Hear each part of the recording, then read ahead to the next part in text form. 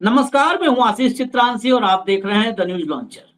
प्रियंका गांधी के बिहार पहुंचते ही, वोटर अधिकार यात्रा में शामिल होते ही राहुल गांधी ने पूरा प्लान बदल दिया और अब अमित शाह की पिच पर राहुल गांधी खेलने के लिए भी तैयार हैं और राहुल गांधी अमित शाह की ही पिच पर बीजेपी को आज ही क्लीन बोल्ड करने की भी तैयारी में।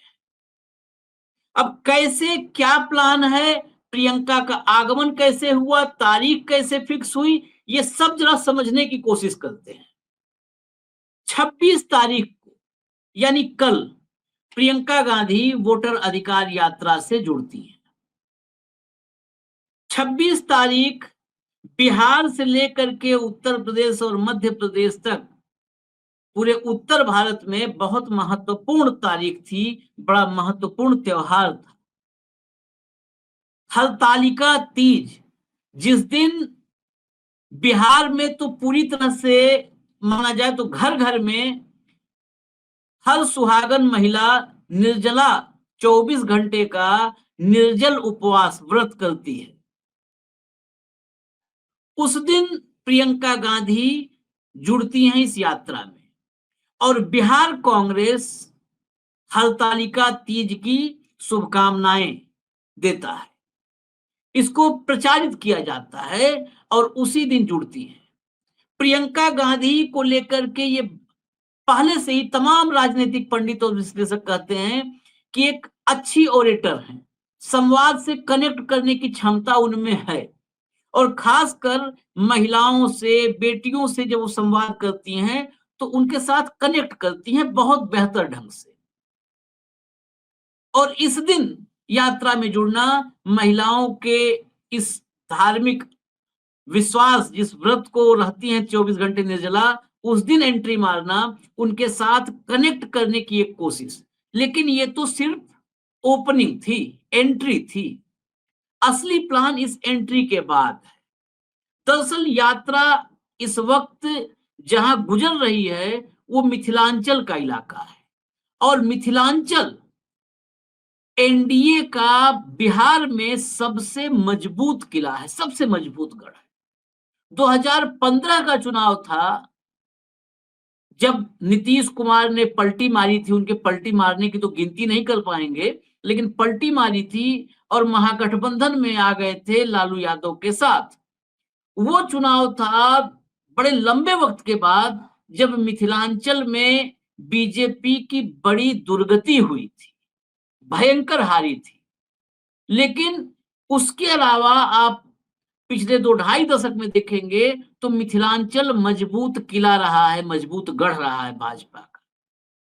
2020 के चुनाव में मिथिलांचल ही था जिसने तेजस्वी यादव को मुख्यमंत्री बनने से और महागठबंधन को सरकार बनाने से रोक दिया था, सिर्फ और सिर्फ मिथिलांचल। नहीं तो पूरे बिहार में मिथिलांचल छोड़ करके मगध, शाहाबाद, इन क्षेत्रों में बहुत अच्छी विक्ट्री, बहुमत से ऊपर की या बहुमत के जो बॉर्डर की या उससे ऊपर की जीत मिली थी। सिर्फ मिथिलांचल में आकर के चूक गए तेजस्वी यादव और यही मिथिलांचल है जहां से कांग्रेस की और महागठबंधन की यात्रा गुजर रही है, जिसने महागठबंधन की सरकार नहीं बनने दिया था। और उस मिथिला में अगर सेंटर कहें, मिथिला नाम ही मिथिलांचल क्यों है? मिथिला, मैथिली, कोई और नहीं, मां जानकी, मां सीता, सीतामढ़ी। अगर इस पूरे मिथिलांचल का सेंटर कहें तो सीतामढ़ी है, जहां माता सीता का जन्म हुआ था, मां जानकी का जन्म। 8 अगस्त, आज से 19 दिन पहले, आज 20वां दिन है, 8 अगस्त से जोड़ेंगे तो 8 अगस्त को यहीं पर पिच तैयार की थी अमित शाह ने। इसीलिए मैंने कहा कि शाह की पिच पर क्लीन बोल्ड करने की तैयारी है। यहीं पर पिच तैयार की थी। यहां पर एक भव्य मां सीता मंदिर का शिलान्यास किया था। शिलान्यास, उद्घाटन नहीं, अभी पत्थर रखा था। हालांकि उस भव्यता की जरूरत, भव्यता, भव्य मंदिर बनेगा अच्छी बात है, लेकिन उस भव्यता की जरूरत उतना सीतामढ़ी को नहीं है। वहां पर माता जानकी का मंदिर भी है, प्राकट्य स्थल, जो प्राकट्य स्थल है वहीं पर मंदिर है, और भक्त उमड़ते हैं वहां पर माता सीता की आराधना करने के लिए, दर्शन करने के लिए। तो जो मूल स्थान है वहां पर एक मंदिर भव्य है। किसी और मंदिर की, वो भाजपा की तरफ से या एक इकोसिस्टम की तरफ से मंदिर बनाया जाए, उसके बजाय अगर माता सीता की उस स्थली में कुपोषित बच्चे, बेटियां, बेटे, हर बेटी में वहां मां जानकी का वास है और पूरे देश में है। खैर, मैं इस विषय पे नहीं जाना चाहता कि उनको करना चाहिए था, नहीं करना चाहिए था, उन लोग का काम ही यही है। इस देश में स्कूल अस्पताल पर कहाँ ध्यान है, वही काम है, उसी से तो राजनीति चल रही है। जहां से मां सीता के मंदिर के नाम पर एक सियासी पिच तैयार की थी, पूरा प्लान एकाएक तब्दील होकर के जो सामने आया है, अब उसी सीतामढ़ी में आज राहुल गांधी होंगे, राहुल गांधी की बहन प्रियंका गांधी होंगी, यात्रा वहां पहुंचेगी और महागठबंधन के साथी वहां। और इसी मां जानकी मंदिर में, जो प्राकट्य स्थल है, जो मां जानकी का मंदिर है, उस मंदिर में दोनों भाई बहन पूजा अर्चना करेंगे। मैं आपको खबर जरा दिखा देता हूं, खबर देखिए। और खबर भी मैंने वहीं से लिया है जहां पे, मतलब जिनको गोदियों का शिरोमणि कहा जाता है। प्रियंका गांधी अ, कल सीतामढ़ी में मां जानकी मंदिर में करेंगी दर्शन। ये कल लग गई थी, 26 तारीख को ही उनके यात्रा में शामिल होते ये खबर लग गई थी, इसलिए कल है। मां जानकी मंदिर में दर्शन करेंगी, वोटर अधिकार यात्रा से आज जुड़ी है, ये कल खबर लगी थी। अब हटा दीजिए इसको। मैं वो माँ जानकी मंदिर के कम से कम इस वीडियो में ही दर्शन करवा देता हूँ, और मैं भी कर लेता हूँ, मैंने तो हालांकि किया है दर्शन, तो आपको भी करवा देता हूँ। यही वो माँ जानकी मंदिर है, जानकी मंदिर। नीचे आप देखिए, श्री जानकी प्रकट्य स्थली, ये जो है सीतामढ़ी, ये वही माँ जानकी मंदिर है, सीतामढ़ी धाम। अब हटा दीजिए, माँ जानकी जो भीतर की जो तस्वीर है वो भी हम आपको दिखा देते हैं। माँ जानकी, जहां पर, यहीं पर मां जानकी की कल पूजा, आराधना, अर्चना राहुल और प्रियंका दोनों करेंगे। चलिए, अब इससे आगे बढ़ते हैं। ये दर्शन हिंदुत्व की पिच जो तैयार कर रहे थे, उसको काउंटर करने के लिए, मिथिला में महिलाओं से कनेक्ट करने के लिए, तीज और तीज के बाद माता के दर्शन, ये दोनों को ध्यान में रख करके किया है। और क्यों जरूरी है, उसके लिए मैं आपको जरा 2020 के नतीजों की एक झलक दिखाता हूं।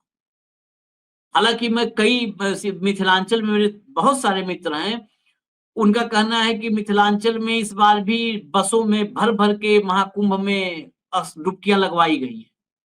लेकिन ये वोट चोरी का जो मामला आया, इसके बाद मिथिलांचल की सड़कों ने जो गवाही दी है, वो संकेत ठीक नहीं है।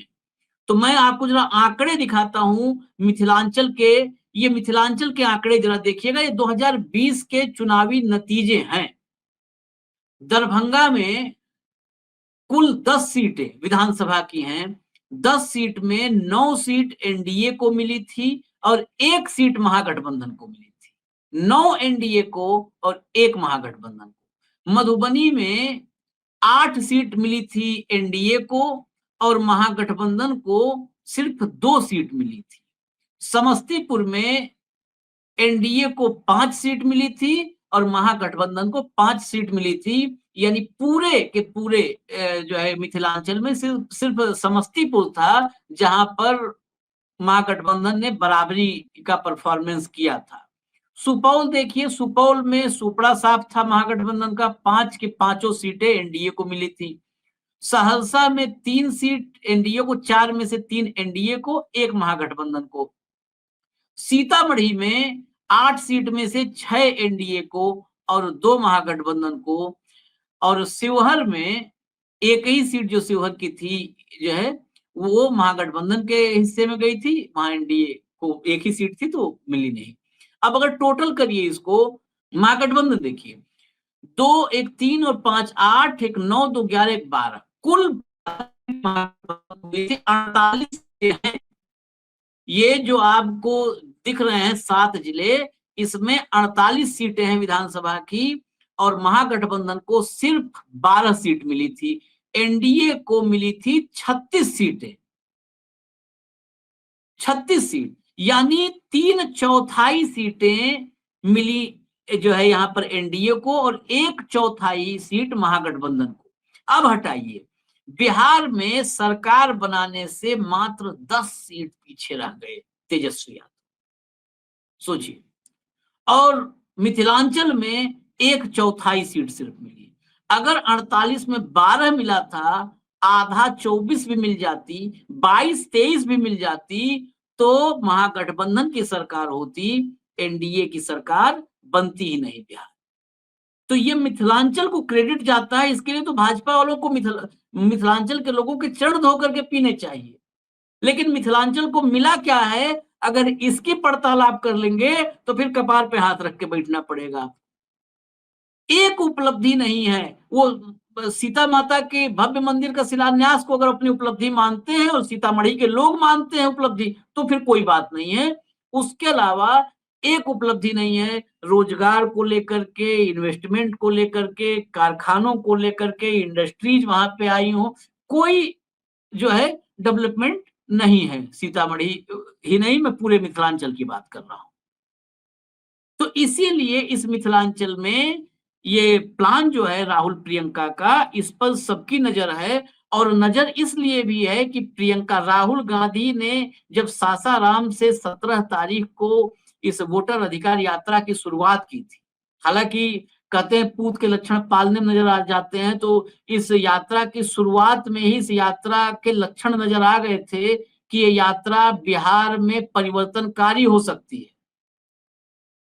परिवर्तनकारी सामाजिक तौर पर, राजनीति में सत्ता बदलेगी नहीं बदलेगी ये तो ज्ञानेश कुमार पर निर्भर है, और ज्ञानेश कुमार से कैसे टैकल करती है बिहार की जनता, इस पर निर्भर है। बिहार की जनता अगर वोट चोरी का मामला सबूतों के साथ सामने आ रहा है तो अपने हक के लिए कितना खड़ी होती है, इस पर निर्भर है।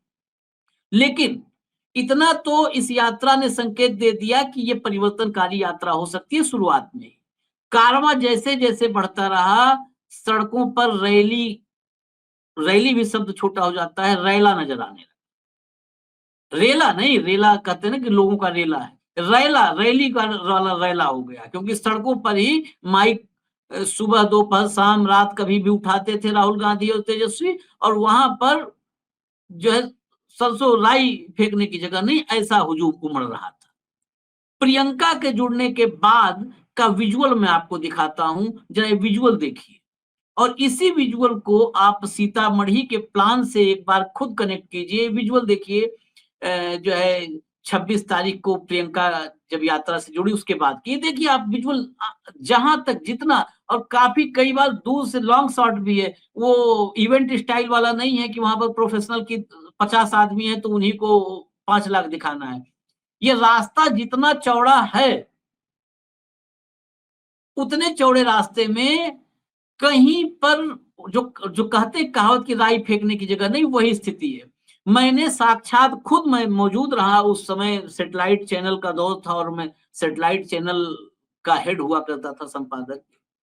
तो पूरी टीम के साथ 2019 के लोकसभा चुनाव में जब नामांकन वाराणसी में मोदी ने किया, तो मैं मौजूद था उस नामांकन के जुलूस में, पूरी टीम के साथ उसको कवर करवाने के लिए। जो भीड़ उस समय भीड़, और मोदी के लिए भीड़ तो आप समझ लीजिए कि सत्ता में थे।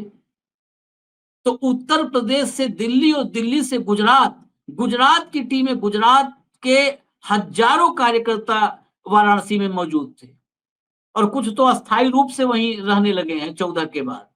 हजारों कार्यकर्ता, गुजराती व्यापारी 50,000 से ज्यादा हैं जो बनारस के अस्थायी निवासी हो चुके हैं। हालांकि अब वो बहुत नाराज हैं मोदी से, लेकिन 19 तक वो नहीं समझ पाए थे मोदी जी को।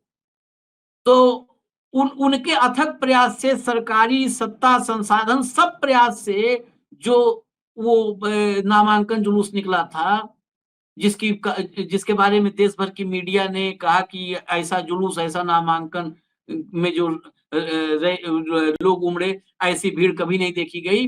ये जो तस्वीरें आज की हैं, उससे ज्यादा भीड़ इसमें नजर आ रही है। ये मेरा प्रत्यक्ष जो देखा हुआ है वो मैं बता रहा हूं। तो ये अगर तस्वीर है, और सीतामढ़ी में जा करके माँ जानकी का आशीर्वाद लेकर के वो जो हिंदुत्व को टच करना, जिस पिच पर भाजपा खेलती है, उस पिच पर खड़े हो जाना, क्योंकि बिहार का मुसलमान ये समझता है, और खासकर ये एसआईआर के बाद, कि उसको कहाँ जाना है, उसके हितों के लिए कौन लड़ रहा है, कौन यात्रा कर रहा है। अब मसला है वो हिंदू जिनको लगता है कि सनातन के रक्षक सिर्फ मोदी ही अवतरित हुए हैं, और 14 से पहले सनातन को कोई खतरा नहीं था। जब से मोदी जी दिल्ली के तख्त पर विराजे, तभी सनातन को खतरा। तो जो हिंदू अब कट्टर हिंदू कहते हैं खुद को, लिखते हैं, भाई मैंने सोशल मीडिया की बात कर रहा हूं, मैं नहीं कर रहा हूं, सोशल मीडिया पर लिखते हैं कट्टर हिंदू। मैं देखता हूं बुलेट पर, गाड़ियों पे आजकल लिखते हैं कट्टर हिंदू। तो उनके लिए संदेश है कि नहीं, राम सबके हैं, माता जानकी सबकी है, और राम और जानकी मंच से उनके लिए नारा लगाने वाले ये सनातन के हितैषी या रक्षक नहीं हो सकते। अब देखना है कि कल, हालांकि बीजेपी के पेट में अभी से दर्द है, उनके प्रवक्ता एक कुंतल जी हैं, तो उन्होंने कहा है कि इससे कोई फर्क नहीं पड़ेगा, ये सब फूके कारतूस हैं। तो हालांकि फूके कारतूस दिन भर, अब सोचिए कि वो लोग कितने फूके कारतूस होंगे जो इन फूके कारतूसों को सुबह सो के उठने से रात में सोने तक इन्हीं का नाम जपते हैं। आप भाजपा में टॉप टू बॉटम, नख से सिख तक, मोदी से लेकर के और पन्ना प्रमुख तक, मोदी शाह से शुरू करिए और पन्ना प्रमुख तक, वो जब भी पॉलिटिकल बात करते हैं तो राहुल से शुरू होता है और राहुल पे खत्म होता है। अगर इसके अलावा कुछ होता है तो नेहरू आ जाते हैं, नहीं तो वहीं शुरू और वहीं खत्म। राहुल के अलावा उनको कुछ नहीं दिखता है। तो जब फूके कारतूस राहुल गांधी हैं, तो फूके कारतूसों की ही दिन भर बात करने वाले, फूके कारतूसों की चालीसा पढ़ने वाले, वो कितने फूके कारतूस होंगे आप सोच लीजिए, ये आपको तय करना है। भाई अगर कोई मेरे लिए महत्वहीन है, वो इतना कमजोर है, इतना महत्वहीन है कि मेरे मेरे जीवन में, मेरे संघर्ष में, मेरे मित्रता में, मेरी दुश्मनी में उसकी कोई भूमिका नहीं है, तो दिन भर उसका नाम क्यों लेंगे? ऐसा व्यक्ति जो मेरे लिए महत्वहीन है, या किसी के लिए, आपके लिए कोई महत्वहीन व्यक्ति हो, आपके दिमाग में ऐसे व्यक्ति का नाम 24 घंटे में एक बार दिमाग में भी नहीं आता है। दिमाग में कौन खटकता है? या तो बहुत प्रिय हो, और या तो भयंकर शत्रु हो जिससे दिन भर हमें डर लगता हो, या तो बहुत प्रिय हो, और प्रिय को भी कम याद करता है आदमी। ऐसे शत्रु को दिन भर याद करता है, घूम फिर के उसी का नाम लेता है जिससे आदमी डरता है, उसके सामने खड़े होने से कतराता है, दिन भर उसके तब दिमाग में आता रहता है कि उसको क्या करें, कैसे करें। तो इसीलिए फूका कारतूस जिसको कह रहे हो, उसी तो दिन भर आप लोग नाम जपते हो। कांग्रेसी उतने बार राहुल गांधी का नाम नहीं लेते जितना मोदी से लेकर के और पन्ना प्रमुख ये लोग ले लेते हैं। खैर, मुझे इजाजत दीजिए, आज पूरे दिन नजर बनाए रखिए। अभी देखिए पेट में दर्द बढ़ेगा तो जुबान क्या क्या बोलेगी, अभी बहुत सारी नफरती बातें भी आएंगी, इसलिए सावधान रहिएगा। मुझे इजाजत दीजिए, नमस्कार।